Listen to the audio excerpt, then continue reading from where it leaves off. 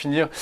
Vos market movers, pareil, toujours avec ce secteur de la publicité, JC Decaux, qui pâtit de la conjoncture mondiale. Qu'est-ce que vous nous conseillez de faire? On attend un peu avant un éventuel rebond ou pas?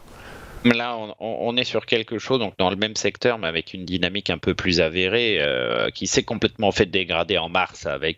On était sur des plus hauts, sur quelque chose qui est grimpé gentiment, et puis patatras, un choc baissier important, un gap baissier ouvert, et une tendance qui se dégrade. Là aussi, de très belles polarités sont mises en place. Je pense à 17,80, à un niveau de support qui avait contenu la correction pendant de longs mois, qui est devenu résistance au cours du mois de septembre, et on a encore une autre polarité qui se dessine à 16,20. On a donc une construction baissière d'une certaine façon, ma foi, fort puissante.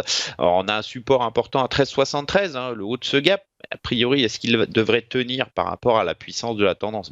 Non, justement, c'est le propre des tendances baissières d'enfoncer les supports. Le risque, c'est de revenir sur 12,20, 11,40 dans un marché qui, semble-t-il, est toujours quand même relativement faible. On a un secteur ici, le secteur de la publicité, qui manque complètement de tonus et qui voit ses configurations techniques se dégrader les unes après les autres, ce qui entraîne les plus faibles. Et ici, JC Decaux est loin d'être la plus forte.